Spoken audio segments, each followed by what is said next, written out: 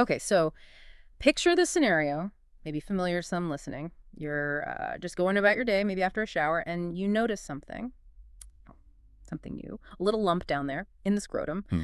And, your mind might immediately jump to some worrying places. It's completely understandable. Absolutely. That wave of concern is very real. But hold on.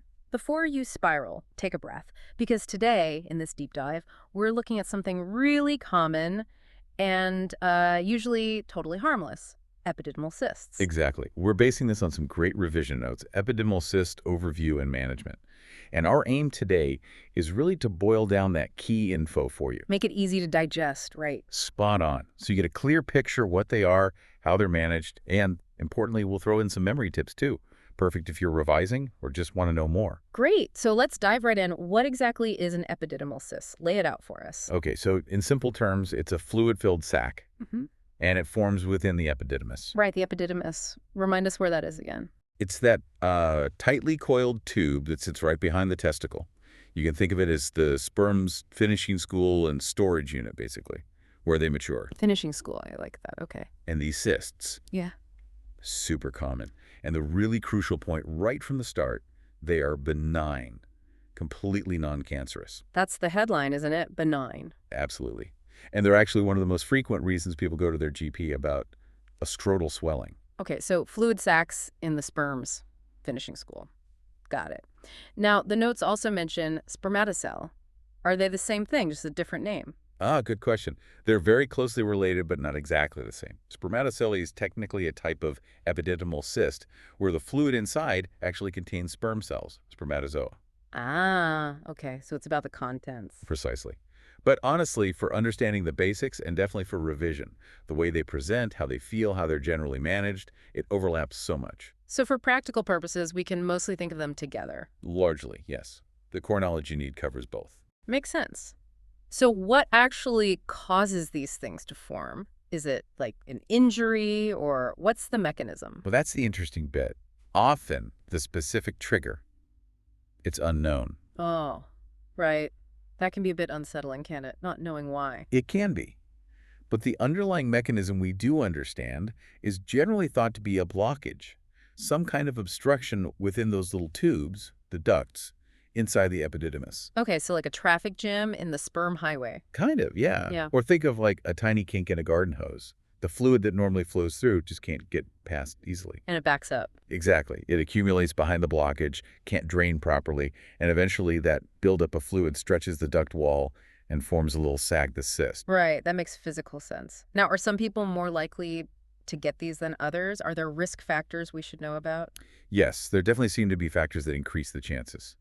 Age is a big one. They're much more common in older guys, sort of middle-aged and onwards. Okay, older men. What else? A history of, say, trauma to the testes, or having had a vasectomy. Ah, vasectomy. Interesting. Yeah, or maybe a past infection down there, like epididymitis. Sometimes it can be linked to congenital things, slight abnormalities in the epididymis you were born with. So things you're born with or things that happen later, like trauma or surgery. Exactly. And even just having had cysts before or other scrotal injuries can make you slightly more prone. Okay. The notes also mention links to other medical conditions. That sounds important. It is, yeah. Yeah. While the cysts themselves are benign, they are sometimes seen more often in people who have conditions like polycystic kidney disease, Okay. cystic fibrosis, or von Hippel-Lindau syndrome. It's just something to be aware of, that connection to wider systemic conditions sometimes. Good to know. Now, a really big question that often comes up with anything in this area: fertility. Is there any link, any impact? Right, and this is crucial, so let me be really clear. There is absolutely no evidence suggesting epididymal cysts cause infertility. Okay, that's huge. Worth repeating. No link to infertility. Definitely. It's a major point of reassurance for many people. That's a relief. Okay, that's quite a list of risk factors: age, trauma, vasectomy, past issues, conditions. Any way to, easily remember those. We can try a mnemonic. How about a TVPIC? A TVPIC. Okay, break it down. A for age, T for trauma, V for vasectomy, P for previous cysts or injury, I for infection, and C for congenital issues or those associated conditions. The TVPIC. Age, trauma, vasectomy, previous infection, congenital conditions. Got it. Not bad. Hopefully helps it stick. So we know what they are, why they might pop up, what's going on inside, the pathophysiology, the nitty-gritty. Well, we've covered the main bit, that blockage of the ducts. Fluid can't get out, so it builds up. These cysts are lined by what we call epithelial cells, the kind of cells that line many tubes in the body. Okay. And the fluid itself, what's it like? It's typically described as being either clear or sometimes a bit milky looking. Clear or milky. Simple enough. Okay, so someone finds a lump. Obviously, the big concern is ruling out anything serious. How do doctors figure out it's this and not something else? What are the differentials? Yeah, this is absolutely key. Differential diagnosis is vital here. First on the list, as we mentioned, is a spermatocele, very similar. Right. Then you've got hydrocele, that's fluid around the testicle itself, not just in the epididymis. Okay. Different location for the fluid. Exactly.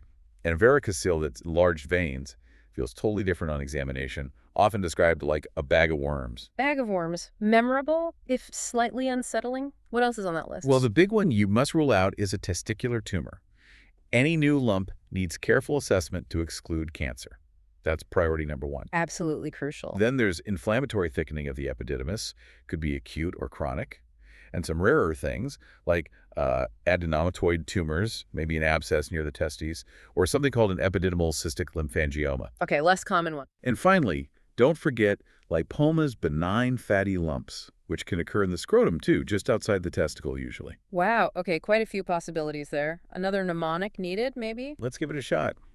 How? How about some hot vixens taste interesting, others like lemons? Slight chuckle. Ah. Okay, that's creative. Let's hear it. Spermatocele, hydrocele, varicocele, testicular tumor, inflammatory conditions, other masses, those rarer ones, and lipomas. Some hot vixens taste interesting, others like lemons. Okay, I won't forget that one easily. So how common are these cysts overall, epidemiology-wise? It's actually quite hard to put an exact number on it because, as we said, lots of small ones cause no symptoms, so people might never know they have them. Right, they fly under the radar. Exactly. But we know they are common, especially as men get older. Middle-aged men are the main group. But not just older men. No, interestingly, while they're rare in young children, they do become more common around puberty. Some studies suggest maybe 5 to 20% incidence in adolescence. The notes give a figure for hydroceles and spermatoceles seen in specialized clinics around 100 per 100,000 men. That gives a rough idea of the scale for these kinds of fluid collections. So common, but precise numbers are tricky.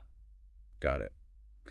How would someone typically notice one then? What are the clinical features? The most common story is finding a painless swelling or lump, usually felt in the scrotum, often kind of behind or above the testicle. And what does it feel like? Typically, it feels smooth, quite round, and the edges feel well-defined.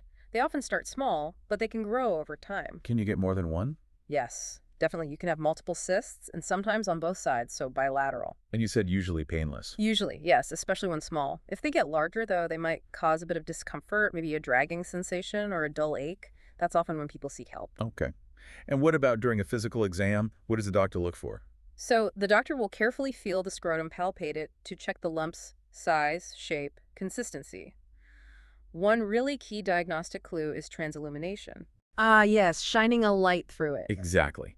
With a simple hydrocele, the light often shines through, giving a reddish glow. But epididymal cysts are typically denser. They're filled with that milky or clear fluid, and they do not transilluminate. So no glow means it's more likely a cyst than a hydrocele. It points strongly in that direction, yes. Another crucial finding is that you can usually feel the testicle itself separately from the cyst. The cyst feels attached to the epididymis, but distinct from the testes. Okay, that lack of transillumination and feeling it separately from the testes are helpful clues. So if the exam points towards an epididymal cyst, what's next? Investigations. Well, that careful clinical examination is step one, including the transillumination test.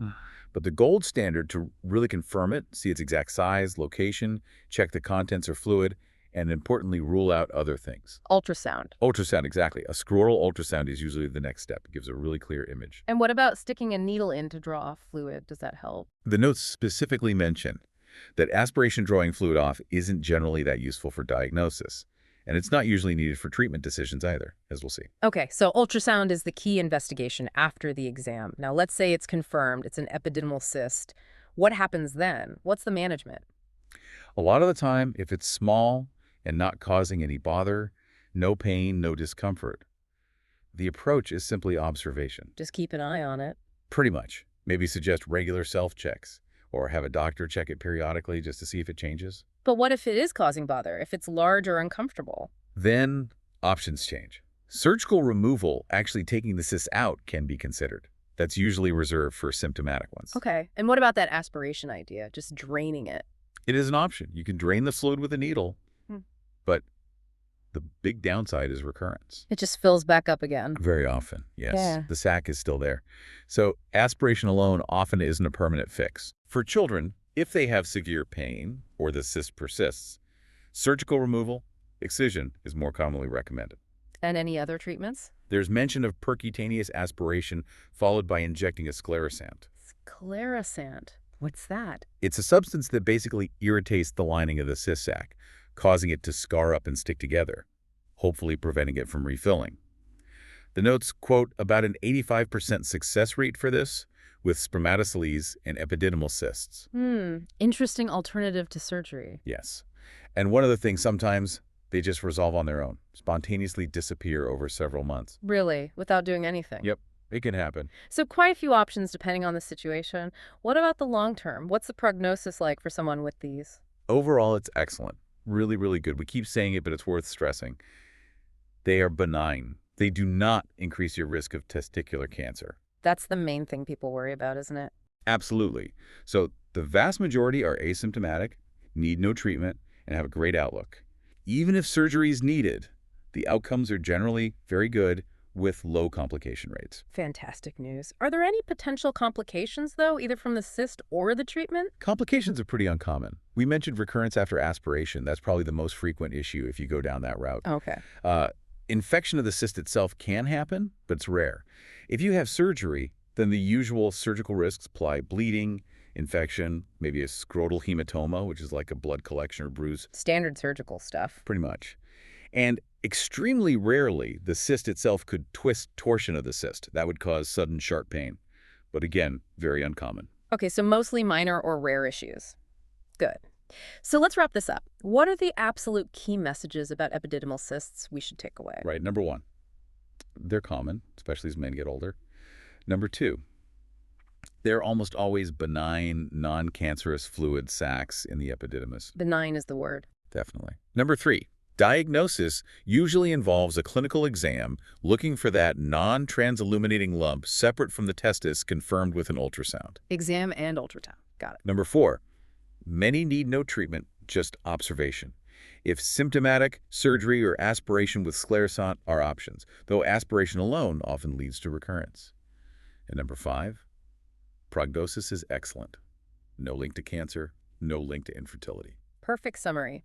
Common, benign, check with ultrasound, often no treatment needed, great outlook. That's the essence of it. So while finding any lump understandably causes worry, it's really reassuring to know just how common and benign epididymal cysts usually are.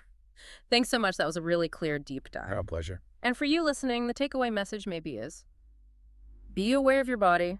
Definitely get any new lumps or changes checked out by a doctor. Don't ignore things. Absolutely. Early checking is always wise. But also, keep in perspective that many, many lumps found turn out to be something straightforward and benign like this. It's about balancing awareness with reassurance, isn't it? Well put.